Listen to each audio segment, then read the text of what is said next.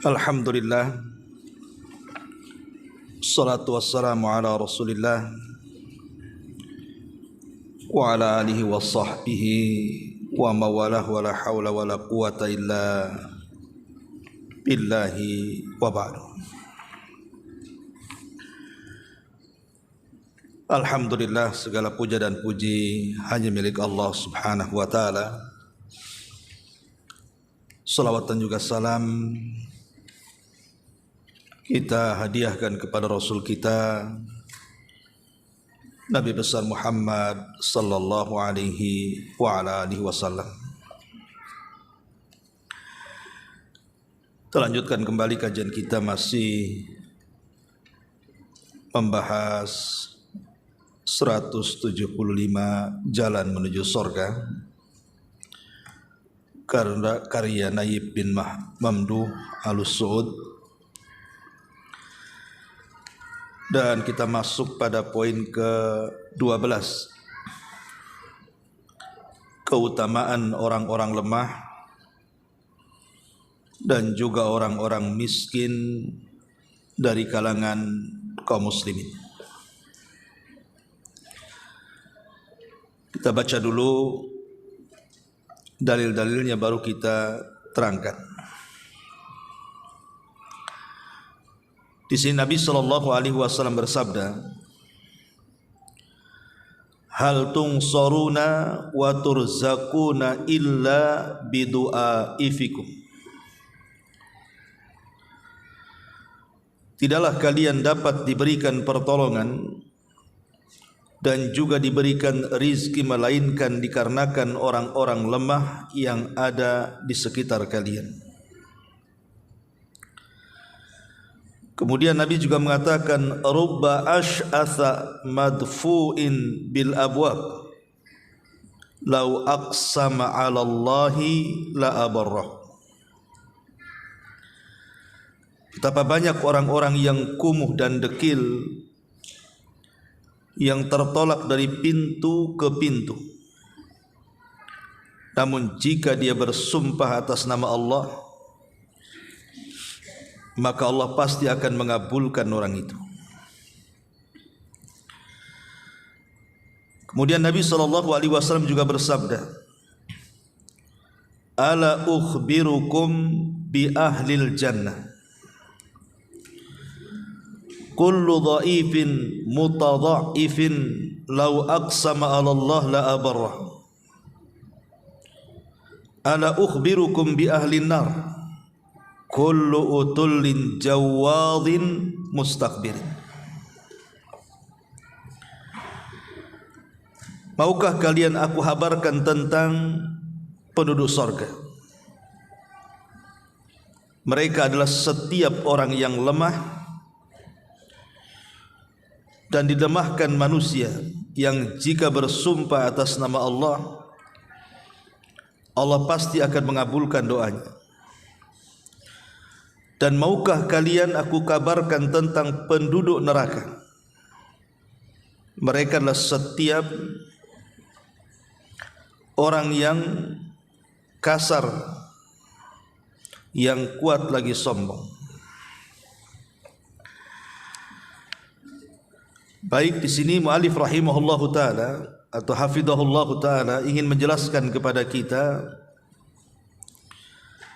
di antara sifat-sifat penduduk sorga. Siapa penduduk sorga itu?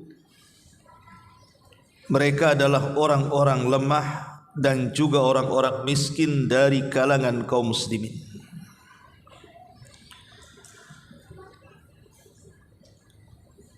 Di sini mu'alif hafidhahullahu ta'ala pertama menjelaskan hadis tentang sebab pertolongan dan juga rizki itu dikarenakan karena ada orang-orang miskin di sekitar kita. Hadis ini sebenarnya ada asbab wurudnya. Kenapa Nabi SAW mengatakan seperti ini? Bahwa tidaklah kalian ditolong dan diberikan rizki kecuali karena ada orang-orang lemah di sekitar kalian. Dahulu di zaman Nabi SAW ada seorang sahabat namanya Sa'ad ibn Abi Waqqas. Sa'ad bin Abi Waqqas itu ma'ruf, satu di antara sahabat-sahabat yang dijamin masuk surga. Jadi satu hari Sa'ad ini, karena ma'ruf Sa'ad ini diberikan oleh Allah Azza wa Jal rizki yang luas, kemudian juga badan yang kuat dan seorang pemberani. Jadi satu hari dia ketika hendak berperang bersama Nabi SAW, dia merasa bahwa dirinya itu lebih unggul dibandingkan yang lainnya, karena dia bisa berinfak dengan kekayaannya, dia bisa berjuang dengan keberanian dan kekuatannya. Seolah-olah Sa'ad ini merendahkan orang-orang di bawahnya, orang-orang miskin, karena dia merasa kaya dan kekayaannya bisa membantu Nabi SAW dalam berjihad. Maka Nabi SAW ketika itu marah kepada Sa'ad, karena seolah-olah Sa'ad ini meremehkan orang-orang yang mereka lemah, miskin, yang ikut terlibat dalam jihad. Maka Rasul mengingatkan kepada Sa'ad dan mengatakan, ya Sa'ad, hal tungsaruna wa turzakuna illa bidu'afaikum. Wahai Sa'ad, tidaklah kalian dapat diberikan pertolongan dan diberikan rizki melainkan karena orang-orang lemah, orang-orang miskin yang ada di sekitar kalian. Jadi hadis itu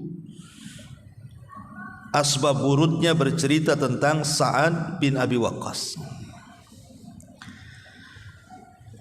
Dari sini kita tahu bahwa jangan pernah meremehkan orang-orang yang jauh kehidupannya di bawah kita, apalagi mereka orang-orang miskin, orang-orang lemah yang taat, yang nampak ibadah mereka di hadapan kita.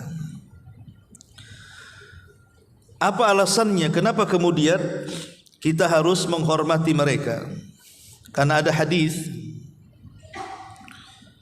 yang Nabi SAW menjelaskan alasannya. Kata Nabi SAW dalam sebuah riwayat, karena alasannya mereka itu kalau berdoa kepada Allah Subhanahu wa taala pasti doa-doa mereka dikabulkan. Kenapa dikabulkan? Karena keikhlasan orang-orang miskin, orang-orang lemah itu jauh dibandingkan keikhlasan orang-orang kaya dan memiliki pangkat dan jabatan. Kenapa kemudian lebih ikhlas? Karena orang-orang yang memiliki kekayaan, pangkat ataupun jabatan, hati mereka terikat dengan dunia, sehingga ketika terikat dengan dunia itu susah untuk ikhlas jadinya, karena terbagi hatinya. Tetapi orang-orang miskin itu mereka tidak terikat dengan dunia, dunia saja tidak punya, jabatan aja tidak punya, apa yang mau terikat hatinya? Sehingga kalau seandainya mereka sholat, mereka bisa khusyuk karena enggak memikirkan dunia. Ketika mereka berdoa, mereka bisa khusyuk dalam doanya karena tidak ada yang dipikirkan lagi. Itulah sebabnya kemudian Nabi mengingatkan Sa'ad bin Abi Waqqas, ingat bahwa kemenangan perang itu bukan hanya ditopang oleh keberanian dan kekayaan saja, tapi doa-doanya miskin, orang-orang lemah dan miskin juga menentukan kemenangan. Karena yang namanya senjata dalam sebuah peperangan bisa dalam bentuk hissi dan bisa dalam bentuk maknawi. Artinya hissi itu mungkin dalam bentuk kekayaan yang kemudian dengan harta itu bisa digunakan untuk membeli senjata, membeli kendaraan perang, dan juga keberanian. Tapi lebih daripada itu, kemenangan juga bisa dipahami secara maknawi. Ada hal-hal yang tidak bisa dilihat mata, berupa pertolongan Allah Subhanahu wa ta'ala. Makanya lihat di peperangan Nabi SAW, jumlah mereka tidak banyak. Terkadang jumlah mereka sedikit, lawannya pula banyak. Tapi Allah bisa menangkan mereka, Nabi dan juga para sahabat, bukan hanya kekuatan para sahabat, karena sahabat sendiri dari segi jumlah sedikit, tapi lebih daripada itu karena pertolongan. Pertolongan ini disebabkan karena panjatan-panjatan doa orang-orang miskin yang tulus dan ikhlas, menyebabkan Allah menurunkan pertolongannya. Itulah sebabnya kenapa jangan pernah meremehkan orang-orang miskin yang ada di sekitar kita. Apalagi Nabi SAW mengingatkan dalam sebuah hadis, kata Rasul, syarrut ta'am ta'amul walimati yud'alahal aghniya wa yutrak al fuqara. Kata Rasul, makanan yang paling buruk adalah makanan walimah orang-orang kayanya lebih banyak diundang dan orang-orang miskinnya ditinggalkan.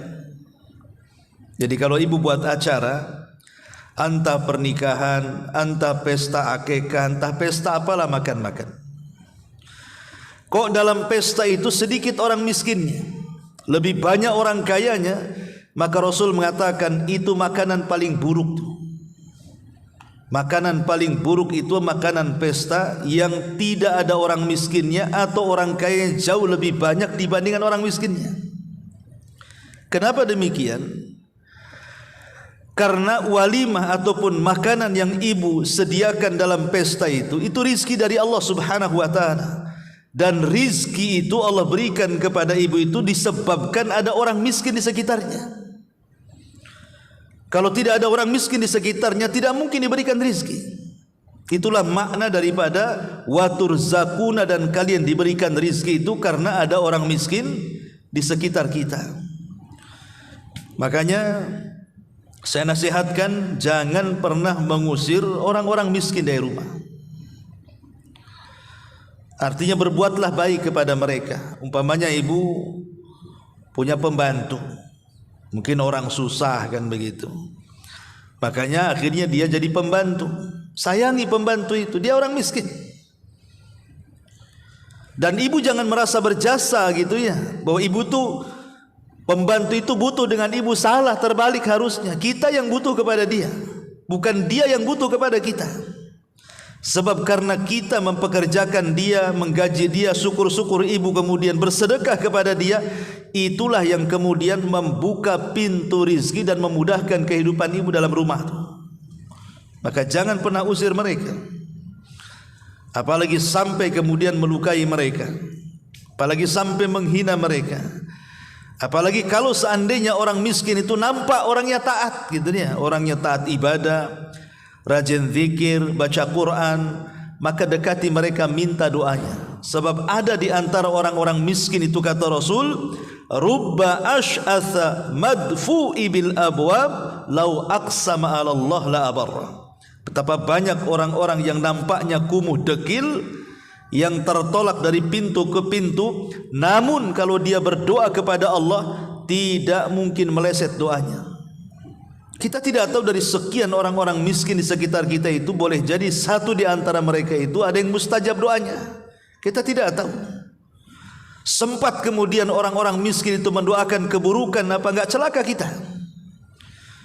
Ya, apalagi saya katakan tadi, orang-orang miskin di sekitar kita itu betul-betul mereka nampak taatnya, nampak solehnya. Maka minta, dekati, sayangi, minta doa kepada mereka. Boleh jadi mereka satu di antara orang yang mustajab doanya. Kita tidak tahu. Ya. Ma'asyiral muslimat yang dimuliakan Allah Subhanahu wa taala. Makanya hadis Nabi SAW,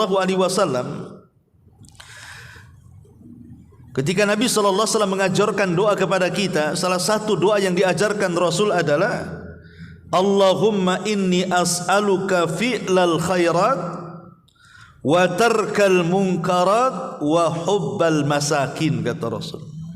Ya Allah, aku meminta kepadamu taufik agar mampu mengamalkan kebaikan, menjauhkan dari kemungkaran, dan agar aku dicintakan dengan orang-orang miskin. Karena terkadang ada orang-orang yang sombong, merasa dia lebih tinggi dibandingkan yang lainnya, akhirnya merendahkan yang lainnya. Dan itu sifat penduduk neraka. Nanti disebutkan dalam hadis yang ketiga di sini. Ma'asyiral muslimat yang dimuliakan Allah Subhanahu wa taala. Berarti dari sini kita tahu bahwa ada keutamaan orang-orang miskin dan orang-orang lemah di sekitar kita. Karena Nabi sallallahu alaihi wasallam satu hari pernah ditampakkan surga. Tiba-tiba kata Nabi sallallahu alaihi wasallam, "Fara'aitu aktsara ahlihal fuqara." Rupanya penduduk surga itu kebanyakan orang-orang miskin. Kebanyakan yang masuk surga duluan itu bukan orang kaya, justru orang miskin. Dalam riwayat, orang-orang kaya itu tertahan masuk surga setengah hari dibandingkan orang-orang miskin. Tapi jangan pikir setengah hari kan sebentar Ustaz, dari pagi sampai zuhur dah setengah hari. Iya, setengah hari dunia. Setengah hari akhirat itu 500 tahun. Karena satu harinya di akhirat bila dibandingkan dengan kehidupan dunia itu 1000 tahun. Itu satu harinya akhirat. Berarti kalau setengah harinya 500 tahun. Orang miskin dulu masuk surga duluan, baru orang kaya belakangan. Kenapa orang kaya di belakang kan masuk surga? Karena pertanyaannya banyak. Nabi sallallahu alaihi wasallam mengatakan, la tazulu qadama 'abdin hatta yus'al an arba'. Tidak mungkin bergeser kaki anak Adam itu sampai ditanya 4 perkara. Salah satunya kata Rasul, an malihi, soal hartanya, min aina iktasabahu wa fima anfaqahu. Dari mana kau dapati atau dari mana kau dapatkan harta itu, kemana pula kau belanjakan? Lah orang miskin dua-duanya nggak akan ditanya. Dari mana kau dapat harta? Mana hartanya? Saya nggak ada harta, mau dibelanjakan pula harta siapa yang mau saya belanjakan? Tapi orang kaya itu banyak soalannya, makanya dibelakangkan masuk surganya. Kalau masuk surga, dalam satu riwayat, jadi satu hari Nabi sallallahu alaihi wasallam pernah bersama Ummul Mukminin Aisyah radhiyallahu anha. Dan hadis ini dikeluarkan Imam Tirmidzi dari hadis Anas bin Malik radhiyallahu anhu. Nabi sallallahu alaihi wasallam berdoa, Allahumma ahyini miskina wa amitni miskina wahsyurni fi zamratil masakin yaumal qiyamah. Ya Allah, hidupkanlah aku bersama orang-orang miskin, matikan aku atau wafatkan aku dalam kondisi miskin, dan kumpulkan aku bersama orang-orang miskin pada hari kiamat. Tentu miskin di sini maksudnya jangan dipahami miskin tidak punya apa-apa, bukan. Maksudnya miskin di sini artinya tawadhu, orang-orang yang rendah diri. Dan biasanya sifat rendah diri itu ada pada orang-orang miskin. Orang-orang kaya itu umumnya mereka sombong. Jadi Nabi SAW meminta kepada Allah agar dihidupkan dalam kondisi rendah diri, diwafatkan dalam kondisi rendah diri, dan dikumpulkan bersama orang-orang yang rendah diri. Dan umumnya mereka orang-orang miskin. Kemudian Aisyah radhiyallahu anha mengatakan, lima ya Rasulullah, kenapa wahai Rasul kau berdoa seperti itu? Kemudian Nabi SAW mengatakan, innahum yadkhulunal jannah qablal aghniya bi arba'ina kharifa ya Aisyah. Karena mereka, orang-orang itu akan masuk surga sebelum orang kaya 40 kharif, 40 musim, 40 tahun. Kemudian kata Nabi SAW, la taruddal miskin walau bisyikki tamra. Jangan pernah kalian menolak sesuatu kalau mereka meminta kepada kita, berilah walaupun hanya sebelah butir kurma. Ahibbi ya Aisyah al-masakin, cintailah wahai Aisyah orang-orang miskin itu. Wa qarribihim, dekatkan mereka. Fa innallaha yuqarribuki yaumal qiyamah, karena kelak Allah akan dekat kepadamu pada hari kiamat karena kedekatanmu kepada orang miskin di dunia. Lihat, sebab kedekatan Allah kepada kita pada hari kiamat itu disebabkan karena dekatnya kita dengan orang miskin. Berarti kalau diartikan dengan mafhum kebalikannya, jauhnya kita kepada Allah pada hari kiamat karena jauhnya di dunia kita dengan orang-orang miskin, begitu kan? Pemahamannya kan begitu. Maka beruntunglah orang-orang yang banyak berkawan dengan orang-orang miskin atau orang-orang susah yang tawadhu itu. Kemudian juga disebutkan dalam sebuah hadis ketika Nabi SAW berkisah tentang seorang tabi'in. Tabi'in ini generasi setelah sahabat. Sebenarnya orang ini sezaman dengan Nabi tapi tidak berjumpa dengan Nabi. Makanya tidak dikatakan sahabat, dia tabi'in. Kisahnya ma'ruf, ibu-ibu sudah tahu. Kisah seorang Uwais Al-Qarani. Uwais Al-Qarani ini orang susah, tapi orang soleh dan sangat berbakti kepada orang tuanya. Nabi SAW sampai mengatakan para sahabat, nanti sepeninggalku siapapun yang berjumpa dengan Uwais Al-Qarani, mintalah doanya. Karena kalau dia berdoa dan bersumpah kepada Allah Azza wa Jal untuk meminta sesuatu, dipastikan Allah akan kabulkan permintaannya. Betul, sepeninggal Nabi semua sahabat ingin mencari Uwais namanya, tapi kan gak ketemu siapa Uwais ini. Baru di zaman Umar bin Khattab, Umar lah yang berhasil menemukan orang namanya Uwais ibn Amir Al-Qarani ini. Kemudian meminta doanya. Uwais pun heran, kok dia tidak lebih mulia dibandingkan Umar Amirul Mukminin karena dia sahabat Nabi, dan dia bukan sahabat Nabi, kenapa dimintai doanya? Barulah kemudian Umar radhiyallahu anhu menceritakan tentang kisah sabda Nabi sallallahu alaihi wasallam bahwa akan datang kepada kalian seorang laki-laki namanya Uwais Al-Qarani. Dulu punya penyakit sofak, kemudian ditinggalkan sedikit sebagai tanda bahwa dia adalah Uwais. Kalau engkau berjumpa dengan dia, mintalah doanya, sebab kalau dia berdoa pasti dikabulkan doa-doanya. Dari riwayat-riwayat ini, Bu, menunjukkan bahwa orang-orang miskin di sekitar kita itu terkadang ada orang-orang yang kalau berdoa kepada Allah Subhanahu wa taala mustajab. Makanya jangan pernah menjauh dari orang-orang susah. Siapa tahu di antara mereka pembuka pintu rizki kepada kita. Dan rizki itu kan tidak mesti uang kan, Bu. Rizki itu jangan terbayang kalau dekat dengan orang miskin nanti jadi kaya. Bukan itu saja. Rizki itu bukan hanya sekedar uang. Rizki itu bisa ketenangan, bisa dalam bentuk berkah, bisa dalam bentuk luasnya hati, ademnya rumah tangga, kemudian suami dimudahkan urusannya, dan begitu seterusnya. Rizki kan luas. Kemudian hadis yang ketiga inilah syahid kenapa kemudian pengarang mencantumkan di antara jalan menuju sorga itu adalah menyayangi orang-orang lemah.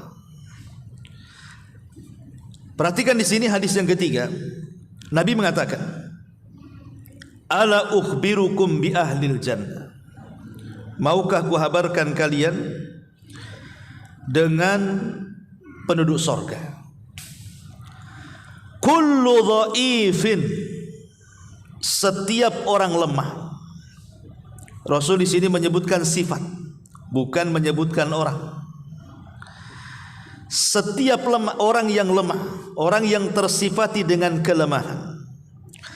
Ya, boleh jadi mungkin lemah secara dunia maksudnya di sini. Mungkin dia tidak kaya, tidak punya pangkat, tidak punya jabatan. Boleh jadi mungkin dia sakit. Pokoknya dia lemah. Dia bukan orang kuat. Tetapi kelemahannya itu hanya di mata manusia saja. Mungkin di mata manusia kita lemah karena kita tidak punya apa-apa gitu.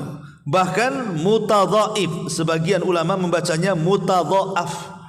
Mutadhaaf itu artinya dipandang remeh orang lain. Jadi kita lemah secara dunia dan orang lain memandang lemah secara dunia. Itu di mata manusia. Tapi di mata Allah Subhanahu wa taala akan berbeda.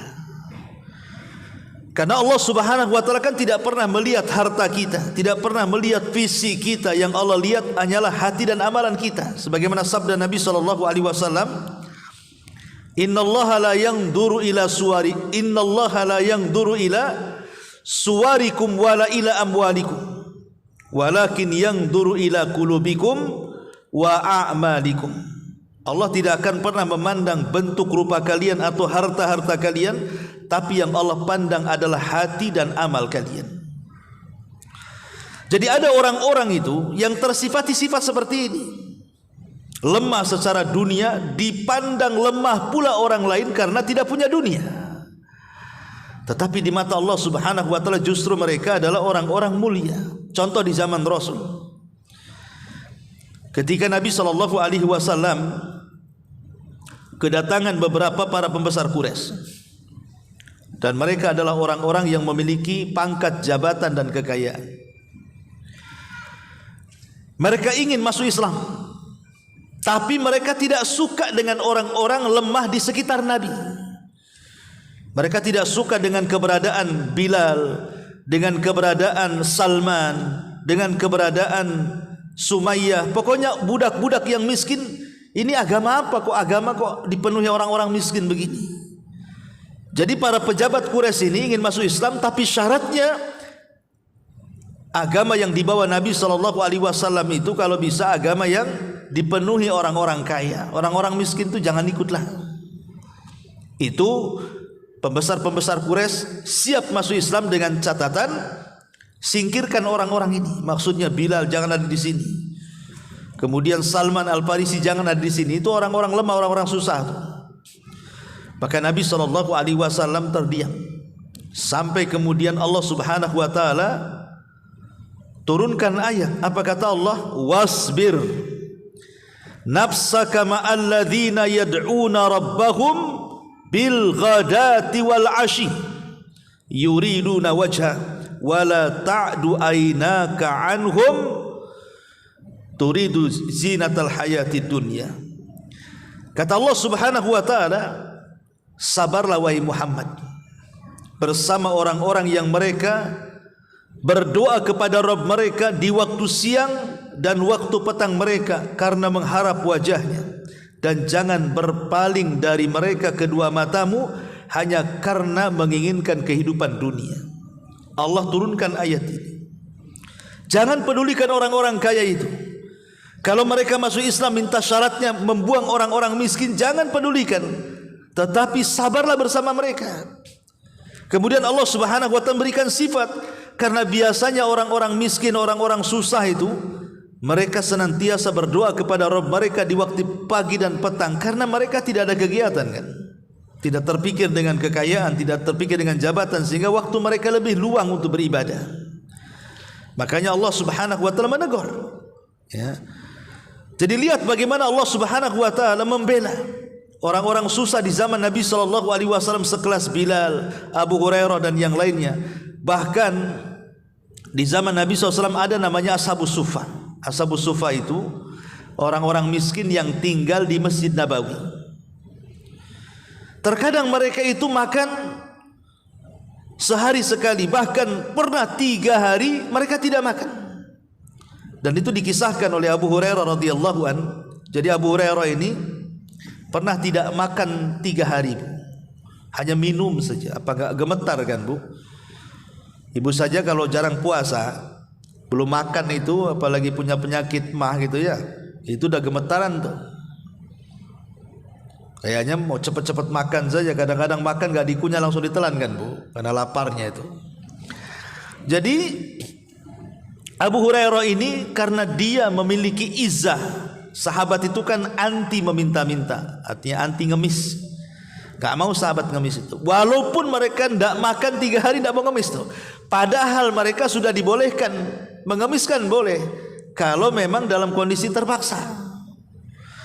Tapi Abu Hurairah radhiyallahu an ini, coba dia duduk di pintu masjid. Kemudian bertanya, keluar dari masjid itu Umar bin Khattab. Kemudian Abu Hurairah bertanya soal agama. Sebenarnya Abu Hurairah itu sudah tahu jawabannya. Dia bertanya soal agama itu sudah tahu jawabannya. Cuman maksudnya siapa tahu Umar ngajak makan. Cuman kan Abu Hurairah enggak mau bilang, wahai Umar, aku lapar, tolonglah ajak ke rumahmu. Enggak gitu. Ya, cuman Abu Hurairah itu pura-pura tanya agama. Sebenarnya dia tahu jawabannya, tapi Umar tak peka pula, tak paham. Habis dijawab pulang. Lolos satu orang. Kemudian muncul lagi Abu Bakar. Ya. Sama juga. Abu Hurairah malu kalau ngomong, Abu Bakar aku lapar, tolonglah ajak makan. Tidak, Abu Bakar tanya agama lagi. Boleh jadi mungkin ketika Abu Bakar melihat kondisi dia, Abu Bakar paham bahwa dia sedang lapar kan gitu. Abu Bakar tak peka pula. Dijawab langsung pergi. Orang tanya jawab pergi kan begitu. Lolos pula yang kedua nih. Ketiga Rasul datang dari masjid. Keluar dari masjid, Abu Hurairah tengok Nabi SAW ketika hendak bertanya, Rasul langsung paham. Udah enggak usah tanya. Ayo ke rumah. Jadi Rasul langsung paham. Langsung kata Rasul, ayo kita ke rumah. Sampailah kemudian di rumah Nabi SAW. Ketika itu Nabi SAW bertanya kepada salah satu istrinya, hal indakum ta'am, ada makanan enggak? Kalau tidak salah Aisyah radhiyallahu anha mengatakan, wahai Rasul, tidak ada, cuman tadi ada orang yang datang memberikan hadiah berupa susu 1 bejana. Karena keluarga Rasul kan tidak menerima sedekah, hanya menerima hadiah saja. Kata Nabi SAW, cukup untuk kami berdua. Kata Aisyah, cukup. Artinya susu itu tidak banyak, hanya cukup dimakan 1-2 orang saja. Ketika Nabi SAW melihat memang susunya tidak banyak, air susunya itu, tiba-tiba Rasul mengatakan, wahai Abu Hurairah, pergi kamu ke Ashabus Sufa, suruh datang kemari yang belum makan 3 hari itu. Abu Hurairah bingung, ini susu cuma bisa diminum 1-2 orang. Ini kalau saya undang kawan-kawan saya di Ashabus Sufa itu jumlahnya 100 orang. Mana ada kepikiran tuh, kenyang enggak saya nanti? Susu hanya untuk 1-2 orang, ini yang mau minum 100 orang kan? Tapi karena Nabi SAW yang nyuruh, akhirnya Abu Hurairah pun terpaksa dengan berat hati kemudian mengundang rekan-rekannya yang sesama Ashabus Sufa. 100 orang datang numplak ke rumah Nabi. Sementara air susu itu cuma 1-2 orang tuh minum. Tapi di sana nampak mukjizat Nabi. Tiba-tiba kemudian Nabi SAW memanggil satu demi satu untuk meminum dari bejana itu. Satu minum dah kenyang pergi, satu minum dah kenyang, enggak habis-habis dalam bejana itu. Sementara Abu Hurairah yang pertama datang untuk diajak makan, diakhirkan pula dia minumnya. Coba bayangkan ya. Sudah habis semua sahabat Ashabus Sufa itu, tinggal Rasul dan Abu Hurairah. Kata Rasul SAW, ya Abu Hurairah, minum sekarang kamu. Bayangkan. Akhirnya minum. Enggak habis juga kata Rasul, minum lagi sampai kata Abu Hurairah, tidak ada tempat di perutku kecuali penuh dengan air susu. Baru kemudian dia kenyang, baru pergi. Lihat bagaimana kondisi Ashabus Sufa di zaman itu. Tapi lihat bagaimana Nabi SAW pendekatan dengan mereka luar biasa. Rasul tahu tanpa mereka Islam tidak akan ditolong, Islam tidak akan diberikan rizki. Makanya Nabi SAW sampai menampung orang-orang susah itu disebut dengan Ashabus Sufa. Coba alangkah indahnya kalau seandainya Allah berikan rizki kepada ibu-ibu, kemudian ibu-ibu ini punya mungkin kawan orang susah, entah hidup di mana gitu ya, entah sebulan sekali bertandang, kasih beras, kasih minyak, kasih apa gitu kan. Itu luar biasa. Sebagaimana Nabi SAW juga merawat orang-orang susah. Dan apa yang diberikan kepada mereka, itulah yang dimakan Rasul dan keluarganya. Sampai pernah protes Ashabus Suffah ini kepada Rasul karena setiap hari hanya makan kurma saja, jarang ketemu roti. Karena mungkin kehidupan Rasul lagi susah. Sehingga itu yang bisa dikasih oleh keluarga Rasul kepada Ashabus Suffah. Sampai mereka mengatakan, ya Rasulullah, pagi kurma, siang kurma, sore kurma, besoknya lagi gitu. Apa enggak terbakar perut-perut kami ini, katanya. Kata Rasulullah, lalu apa yang bisa aku berikan? Itulah yang kami juga makan, apa yang kalian makan juga. Jadi kondisi Rasul kurang lebih dengan para sahabatnya seperti itu, ya. Ini juga kadang-kadang pelajaran bagi kita. Kalau ibu punya pembantu, kadang-kadang dikasih lain lauk pula, yang ia makan lain pula, kan itu. Itu tidak boleh seperti itu. Yang kita makan itulah yang kita kasih pembantu kita juga. Kemudian di sini Nabi mengatakan, ala ukhbirukum bi ahlil jannah kullu dhaifin mutadhaif, atau mutadhaifin. Setiap orang yang lemah dan dilemahkan orang, tetapi terkadang lau aqsama 'ala Allah la abarra. Jangan salah. Terkadang ada orang yang lahiriahnya dia lemah secara dunia, dilemahkan juga orang lain karena dunianya, dihinakan karena dunianya. Tapi ingat, ternyata ada orang-orang tertentu dari kalangan orang-orang lemah dan orang miskin itu, kalau dia bersumpah, kata Rasul, artinya berdoa kepada Allah Azza wa Jal, la abarrahu, Allah pasti akan mengijabahnya. Tapi sebaliknya, Rasul menghabarkan tentang siapa penduduk neraka. Ala ukhbirukum bi ahlin nar, kata Rasul. Maukah ku habarkan kepada kalian tentang penduduk neraka? Kullu utullin. Yang pertama utul. Utul itu orang yang keras, Bu. Orang yang keras hati, kalau ngomong jarang senyum. Nah, kalau bicara itu kaku, kalau keluar kadang-kadang kasar, kalau ngomong itu tidak enak, itu namanya utul tuh. Ya, jadi kalau ibu punya kawan senyum aja susah, ngomongnya kaku, kemudian kasar, yang keluar binatang, itu si utul loh, gitu aja, Bu. Ini kan Rasul mengatakan utullin, berarti si utul lah itu, ummu utul. Ya. Kullu utullin, utul itu orangnya keras, ya. Tidak ada senyum-senyumnya. Kemudian jawadin. Jawad itu artinya orang yang menumpuk-numpuk harta, kemudian tidak mau menginfakkan 1 sen pun kepada orang, hanya ditumpuk-tumpuk saja. Bakhil bahasa kitanya, ya. Jawad itu orangnya bakhil. Kemudian mustakbir, sombong. Ini 3 sifat nih: kasar, bakhil, sombong. Itulah sifat penduduk neraka, kata Nabi. Makanya Nabi SAW ketika berceramah kepada orang-orang yang ada di pasar, apa kata Rasul? Rahimallahu rajulan samhan idza ba'a wa samhan idza ishtara wa samhan idza qada wa samhan idza iqtada, kata Rasul. Semoga Allah merahmati orang yang mudah, supel bahasa kitanya, ya. Kalau menjadi pembeli, menjadi penjual, saat memberikan hutang, saat meminta hutang, atau saat ketika membayar hutang. Nabi SAW memuji orang-orang yang mudah, orang-orang yang supel, orang-orang yang kalau ngomong itu enak didengar. Karena sudah saya katakan, Bu, orang kalau ngomong santun, yang ngomongnya saja senang, apalagi yang dengar. Kita yang ngomong itu senang, apalagi yang dengar lebih senang lagi. Tapi kalau orang itu yang keluar omongannya kasar, Bu, kita yang ngomong aja kadang nyesel. Kenapa saya ngomong begitu, ya? Yang dengar pula sakit hati. Kita ke rumah si Anu, ngapain ke rumah si Anu? Yang minggu kemarin sakit hati belum bilang, mau ditambah lagi kita. Kan?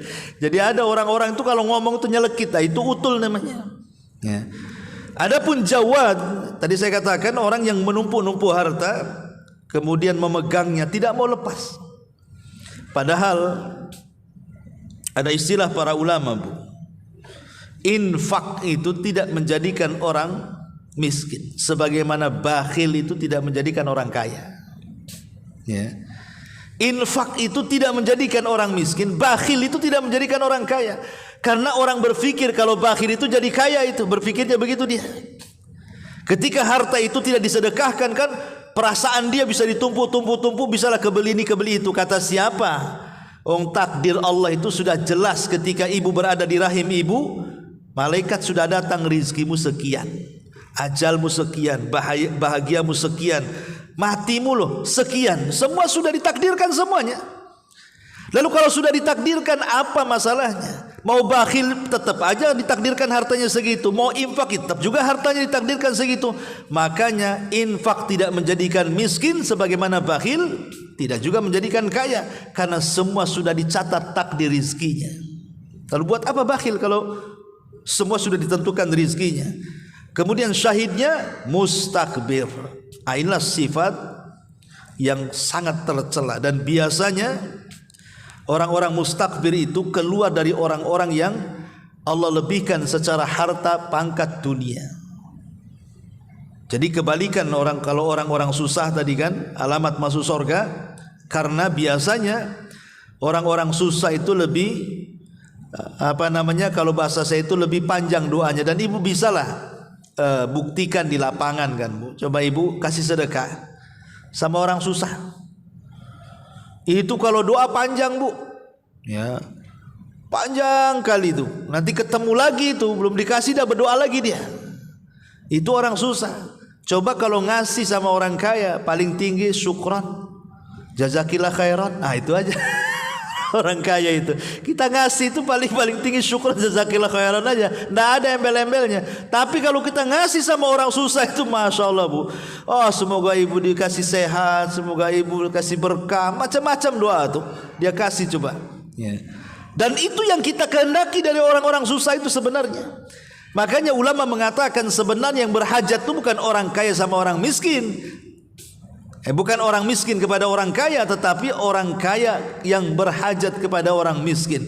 Sebab orang miskin di sekitar orang kaya itulah, makanya Allah tetap memberikan rezeki kepada mereka. Kalau bukan karena orang-orang miskin di sekitar kita, tentu Allah tidak memberikan kekayaan kepada kita. Itulah makna hal tungsaruna wa turzakuna illa bidu'a faikum.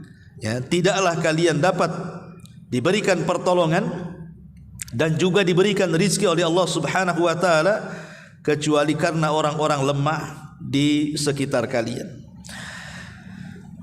Kalau ibu baca satu surat dalam Al-Qur'an namanya surah Al-Maun. Surah Al-Maun. Antara asbab nuzul daripada surah Al-Maun itu kan, jadi ada seorang pembesar musyrik, ada yang mengatakan Abu Jahal, ada yang mengatakan Al-Walid, ada yang mengatakan Abi Sufyan, wallahu alam, banyak versi menurut kalangan ahli tafsir. Anggap saja kita pilih Abu Jahal saja ya. Jadi Abu Jahal itu, Bu, setiap Jumat itu nyembelih unta. Bukan untuk orang-orang miskin dah.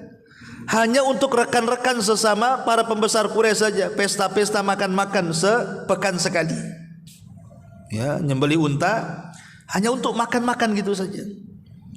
Sama lah dengan ibu-ibu kadang-kadang tas sebulan sekali ngajak kawan-kawannya, ayo makan di rumah yuk, masak-masak kan gitu ya. Jadi seperti itu. Jadi ada kegiatan yang selalu dilakukan oleh Abu Jahal ini. Setiap pekan ngundang, tapi nggak ada orang miskin yang diundang. Satu hari Abu Jahal ini sedang menyembelih unta, sudah dikuliti dan dagingnya sudah dipotong-potong. Datanglah kemudian orang, anak kecil, dia anak yatim. Kebetulan dia lapar. Jadi dia mendekati Abu Jahal yang sedang memotong-motong daging unta. Anak ini hanya minta sedikit dari potongan daging unta itu karena laparnya. Tapi tiba-tiba kemudian diambil tongkat, didorongnya pula anak yatim itu sampai kemudian jatuh ketakutan, menangis, kemudian pergi.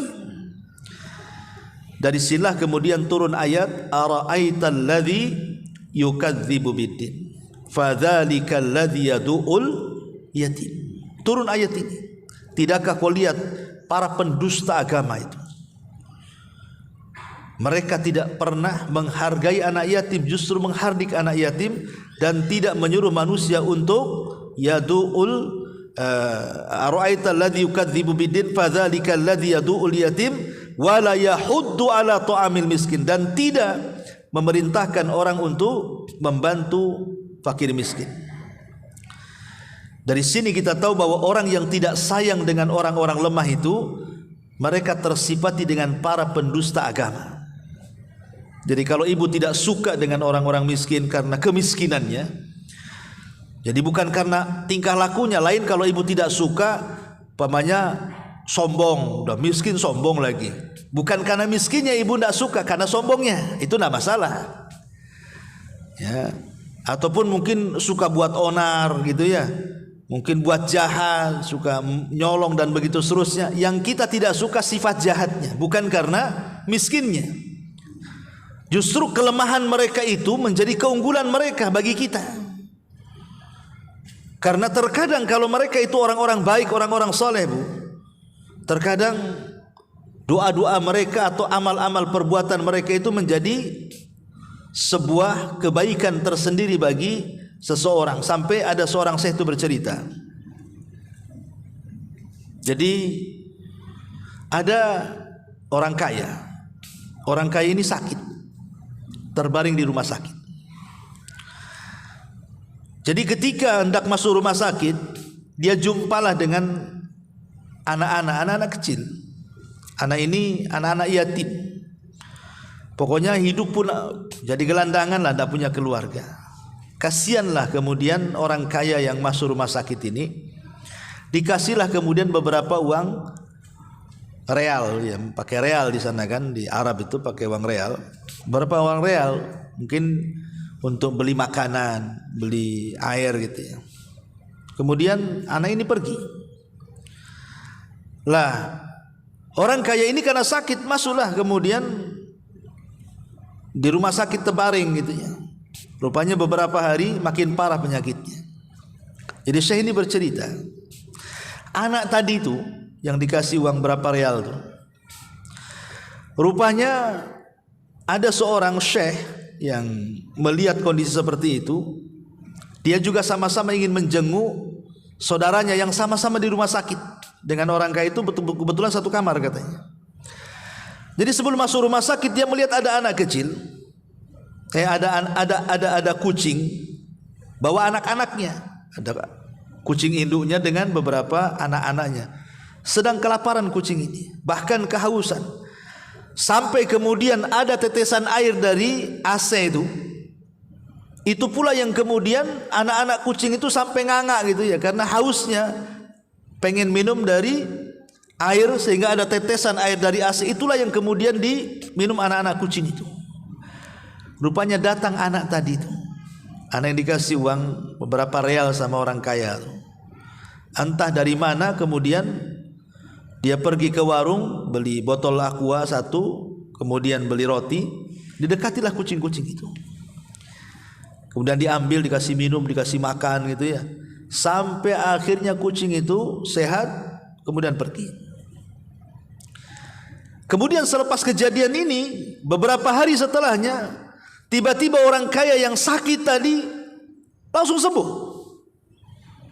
Langsung sembuh. Lah syekh ini bercerita karena dia kan melihat kejadian itu sendiri dengan kedua matanya gitu ya. Bagaimana anak itu ya. Rupanya syekh ini mendatangi anak itu.